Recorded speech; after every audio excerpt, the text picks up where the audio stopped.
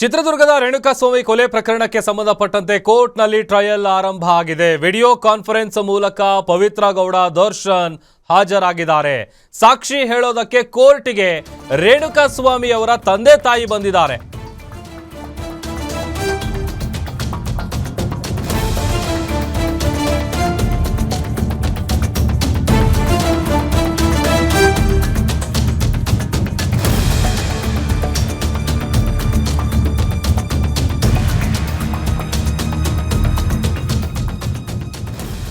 ಚಿತ್ರದುರ್ಗದ ರೇಣುಕಾಸ್ವಾಮಿ ಕೊಲೆ ಕೇಸ್ಗೆ ಸಂಬಂಧಪಟ್ಟಂತೆ ಕೋರ್ಟ್ನಲ್ಲಿ ಟ್ರಯಲ್ ಆರಂಭ ಆಗಿದೆ. ಸಾಕ್ಷಿ ಹೇಳೋದಕ್ಕೆ ಕೋರ್ಟ್ಗೆ ಬಂದಿದ್ದಾರೆ ರೇಣುಕಾಸ್ವಾಮಿ ಅವರ ತಂದೆ ತಾಯಿ.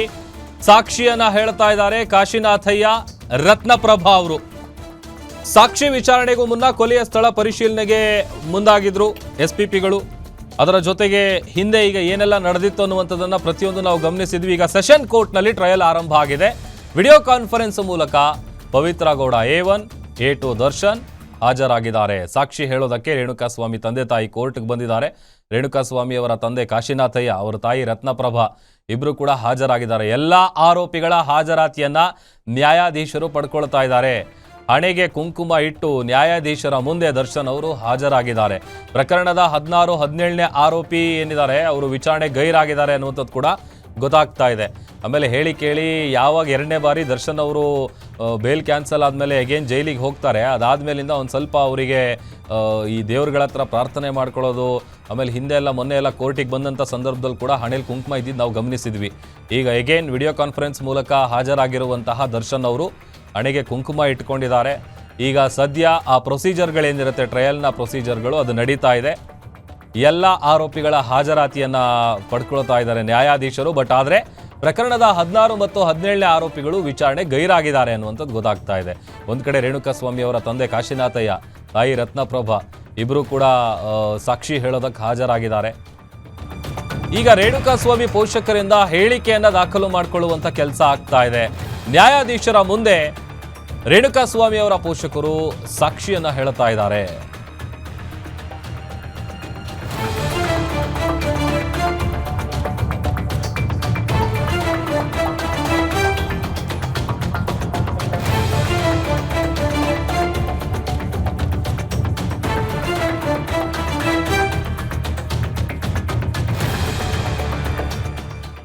ನ್ಯಾಯಾಧೀಶರ ಮುಂದೆ ಸಾಕ್ಷಿಯನ್ನ ರೇಣುಕಾಸ್ವಾಮಿ ಪೋಷಕರು ಹೇಳ್ತಾ ಇದ್ದಾರೆ. ರೇಣುಕಾಸ್ವಾಮಿ ಪೋಷಕರಿಂದ ಅವರು ಏನೆಲ್ಲ ಹೇಳ್ತಾರೆ ಅದನ್ನೆಲ್ಲ ದಾಖಲು ಮಾಡಿಕೊಳ್ಳುವಂಥ ಕೆಲಸ ಆಗ್ತಾ ಇದೆ.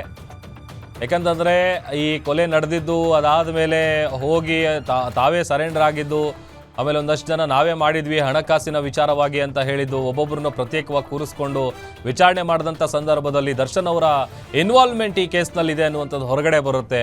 ಅದಾದ ಮೇಲೆ ಮೈಸೂರಿಗೆ ಹೋಗಿ ದರ್ಶನ್ ಅವರನ್ನು ಅರೆಸ್ಟ್ ಮಾಡ್ಕೊಂಡು ಕರ್ಕೊಂಡು ಬಂದು ಬಳ್ಳಾರಿ ಜೈಲಿಗೆ ಬಿಟ್ಟಿದ್ದು, ಬಳ್ಳಾರಿ ಜೈಲಿಂದ ಮತ್ತೆ ಆರೋಗ್ಯದ ನೆಪ ಉಟ್ಕೊಂಡು ಅವರು ಬೇಲ್ ಪಡ್ಕೊಂಡು ಹೊರಗಡೆ ಬಂದಿದ್ದು, ಅದಾದಮೇಲೆ ಶೂಟಿಂಗ್ನಲ್ಲಿ ಭಾಗಿಯಾಗಿದ್ದು, ಅಗೈನ್ ಸುಪ್ರೀಂ ಕೋರ್ಟಿಗೆ ವಿಚಾರ ಹೋಗಿದ್ದು, ಅಲ್ಲಿ ಬೇಲ್ ಕ್ಯಾನ್ಸಲ್ ಆದಮೇಲೆ ಪುನಃ ಪರಪ್ಪನ ಅಗ್ರಹಾರ ಜೈಲಿಗೆ ದರ್ಶನ್ ಅವರು ಹೋಗಿದ್ದು, ಈ ಎಲ್ಲ ವಿಚಾರಗಳನ್ನು ಕೂಡ ನಾವು ಗಮನಿಸಿದ್ದೀವಿ. ಈಗ ಟ್ರಯಲ್ ಆರಂಭ ಆಗಿದೆ. ಆಮೇಲೆ ಮೊನ್ನೆ ಅಷ್ಟೇ ಜೈಲಲ್ಲಿ ಒಂದಷ್ಟು ಇನ್ಸಿಡೆಂಟ್ಗಳು ಕೂಡ ಸಿಕ್ಕಾಪಟ್ಟೆ ಚರ್ಚೆ ಆಗ್ತಾ ಇತ್ತು. ಆಮೇಲೆ ದರ್ಶನ್ ಅವರು ಹೇಳಿ ಕೇಳಿ ಈಗ ಒಂದು ಸ್ವಲ್ಪ ಚೇಂಜ್ ಆಗಿದ್ದಾರೆ. ಕಾರಣ ಒಂದು, ತಮಗೆ ಈ ಕೇಸಿಂದ ಆದಷ್ಟು ಬೇಗ ಹೊರಗಡೆ ಬರಬೇಕು. ಬಟ್ ಆದರೆ ವಕೀಲರು ಹೇಳಿದಂಥ ಪ್ರಕಾರ ನೋಡಿದ್ರೆ ಅದು ಕೂಡ ಸಿಕ್ಕಾಪಟ್ಟೆ ಚರ್ಚೆ ಆಗ್ತಾ ಇದೆ.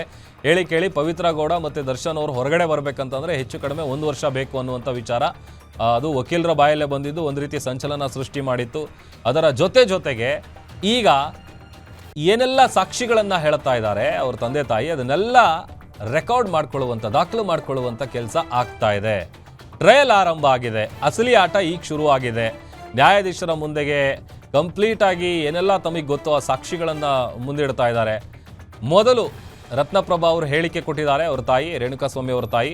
ವಿಟ್ನೆಸ್ ಹೇಳಿಕೆ ಹಿನ್ನೆಲೆ ಬೇರೆ ಆರೋಪಿಗಳನ್ನು ಕೂಡ ಎಲ್ಲರನ್ನೂ ಆಚೆ ಕಳಿಸಿ ಇನ್ ಕ್ಯಾಮ್ರಾ ಪ್ರಕ್ರಿಯೆಯನ್ನು ನಡೆಸಲಾಗುತ್ತೆ. ಯಾಕಂತಂದರೆ ಕೋರ್ಟ್ ಕಿಕ್ಕಿರಿದು ತುಂಬಿತ್ತು. ಕೋರ್ಟು ಈಗ ಖಾಲಿ ಆಗಿದೆ. ರೇಣುಕಾಸ್ವಾಮಿ ಪೋಷಕರು ಹಾಗೂ 2 ಕಡೆ ವಕೀಲರಿಗೆ ಮಾತ್ರ ಅಲ್ಲಿ ಅವಕಾಶ ಮಾಡಲಾಗಿದೆ.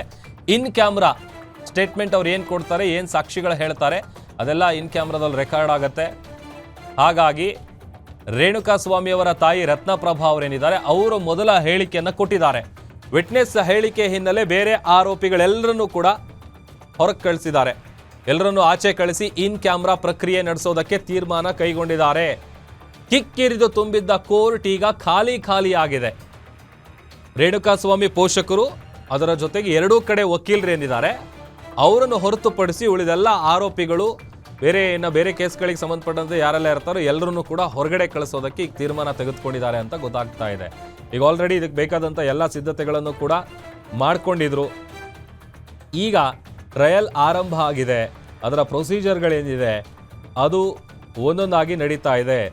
ಈಗ ಆಲ್ರೆಡಿ ಇವತ್ತಿಗೆ ಸಾಕ್ಷಿ ವಿಚಾರಣೆಗೆ ದಿನಾಂಕವನ್ನು ಬೆಂಗಳೂರಿನ 57ನೇ CCH ಕೋರ್ಟ್ ಜಡ್ಜ್ ಈರಪ್ಪಣ್ಣ ಪವಡಿ ನಾಯಕ್ ಅವರು ಫಿಕ್ಸ್ ಮಾಡಿದ್ರು. ಅದರ ಪ್ರಕಾರ ಚಾರ್ಜ್ ಶೀಟ್ ಏನಿದೆ ಆ ಚಾರ್ಜ್ ಶೀಟ್ನಲ್ಲಿರುವಂತಹ ಸಾಕ್ಷಿಗಳನ್ನು ಸಮನ್ಸನ್ನು ಜಾರಿಗೊಳಿಸಿ ಅವರನ್ನು ಕರೆಸುವಂಥ ಕೆಲಸ ಆಗಿತ್ತು. ಈಗ ಅವರು ಹೇಳ್ತಾ ಇರುವಂತಹ ಎಲ್ಲ ಹೇಳಿಕೆಗಳನ್ನು ಇನ್ ಕ್ಯಾಮ್ರಾದಲ್ಲಿ ರೆಕಾರ್ಡ್ ಮಾಡ್ಕೊಳ್ಳಲಾಗುತ್ತೆ. ಅದರ ಜೊತೆಗೆ ಎಲ್ಲರನ್ನು ಆಚೆ ಕಳಿಸಿ ಇನ್ ಕ್ಯಾಮ್ರಾ ಪ್ರಕ್ರಿಯೆ ನಡೆಸೋದಕ್ಕೆ ತೀರ್ಮಾನ ತಗೊಂಡಿದ್ದಾರೆ. ಹಾಗಾಗಿ ಕೋರ್ಟ್ ಈಗ ಖಾಲಿ ಆಗಿದೆ. ಇಲ್ಲಿ ಅವಕಾಶ ಇರುವಂಥದ್ದು ಯಾರಿಗೆ ಅಂತ ಅಂದರೆ ಕೊಲೆ ಆಗಿರುವಂತಹ ರೇಣುಕಾಸ್ವಾಮಿ ಅವರ ತಂದೆ ತಾಯಿ, ಅದರ ಜೊತೆಗೆ ಎರಡೂ ಕಡೆ ಲಾಯರ್ಸ್ ಏನಿರ್ತಾರೆ ಅವ್ರಿಗೆ ಮಾತ್ರ ಅವಕಾಶ ಇರೋದು. ಈಗ ಮೊದಲಿಗೆ ಅದರಲ್ಲಿ ರೇಣುಕಾಸ್ವಾಮಿ ಅವರ ತಾಯಿ ರತ್ನಪ್ರಭಾ ಅವರು ಮೊದಲು ಸ್ಟೇಟ್ಮೆಂಟ್ ಕೊಟ್ಟಿದ್ದಾರೆ, ಸಾಕ್ಷಿ ಹೇಳೋದಕ್ಕೆ ಶುರು ಮಾಡಿದ್ದಾರೆ. ರೇಣುಕಾಸ್ವಾಮಿ ಕೊಲೆ ಆಗಿರುವಂಥ ಹಿನ್ನೆಲೆ ಆತನ ಕೊನೆಯ ಭೇಟಿ ಬಗ್ಗೆ ವಿಚಾರಣೆ ಮಾಡುವಂಥ ಕೆಲಸ ಆಗುತ್ತೆ. ಆಮೇಲೆ ಆತನನ್ನು ಕಿಡ್ನ್ಯಾಪ್ ಮಾಡಿದ್ದು, ಶವ ಪತ್ತೆ ಆಗಿದ್ದು, ಈ ಎಲ್ಲ ವಿಚಾರವಾಗಿ ಅವ್ರ ತಂದೆ ತಾಯಿ ಎಕ್ಸ್ಪ್ಲೇನ್ ಮಾಡ್ತಾರೆ.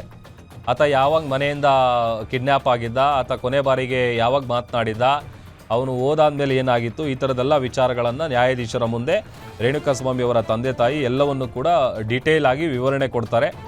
ಸಾಕ್ಷಿಗಳ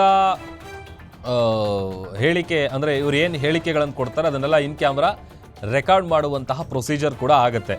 ಆತ ಮೊದಲಿಗೆ ನಾವು ಯಾಕಂತಂದರೆ ಈ ಕೊಲೆ ಕೇಸು ಹೊರಗಡೆ ಬಂದಂಥ ಸಂದರ್ಭದಲ್ಲಿ ಇಂಚಿಂಚು ಮಾಹಿತಿಗಳನ್ನು ನಾವು ಗಮನಿಸಿದ್ವಿ. ಯಾವ ಸಂದರ್ಭದಲ್ಲಿ ಆತನ ಪರಿಚಯ ಹೇಗಾಗುತ್ತೆ, ನಂಬರ್ ಹೇಗೆ ತಗೊಳ್ತಾರೆ, ಅದಾದ ಮೇಲೆ ಆತನನ್ನು ಹೇಗೆ ಟ್ರ್ಯಾಪ್ ಮಾಡ್ತಾರೆ, ಆತನ ಅಡ್ರೆಸ್ ಹೇಗೆ ಪಡ್ಕೋತಾರೆ, ಈ ಗ್ಯಾಂಗ್ ಏನಿದೆ ಇಷ್ಟು ಜನನ ಈ ಡಿ ಗ್ಯಾಂಗ್ ಏನು ಅರೆಸ್ಟ್ ಆಗಿದೆ ಅದರಲ್ಲಿ ಒಬ್ಬೊಬ್ರಿಗೆ ಒಂದೊಂದು ಕೆಲಸಗಳು.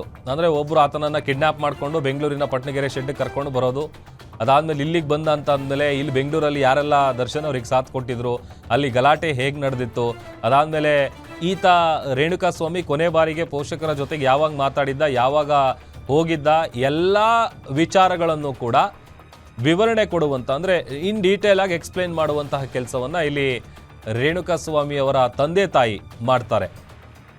ರತ್ನಪ್ರಭಾ ಅವರು ಮೊದಲಿಗೆ ಹೇಳಿಕೆ ಕೊಟ್ಟಿದ್ದಾರೆ, ಅವರೇ ಮೊದಲು ಹೇಳಿಕೆಯನ್ನು ಕೊಡೋದು ಅಂತೇಳಿ ಗೊತ್ತಾಗ್ತಾ ಇದೆ. ಆಮೇಲೆ ಈಗ ಆರೋಪಿಗಳ ಪರ ಇರುವಂತಹ ವಕೀಲರು, ಎರಡೂ ಕಡೆ ವಕೀಲರೇನಿದ್ದಾರೆ ಅವರು ಮತ್ತು ಇವ್ರ ತಂದೆ ತಾಯಿ, ಇವರಿಬ್ಬರನ್ನು ಹೊರತುಪಡಿಸಿ ಇನ್ನು ಎಲ್ರಿಗೂ ಕೂಡ ಇಲ್ಲಿ ಅವಕಾಶ ಇರೋದಿಲ್ಲ. ಅವ್ರನ್ನೆಲ್ಲ ಹೊರಗೆ ಕಳಿಸಿ ವಿಚಾರಣೆ ಮಾಡೋದಕ್ಕೆ ಅಂದರೆ ಈ ಸಾಕ್ಷಿ ವಿಚಾರಣೆ ಮಾಡುವಂತಹ ಪ್ರಕ್ರಿಯೆ ಆಗ್ತಾ ಇದೆ.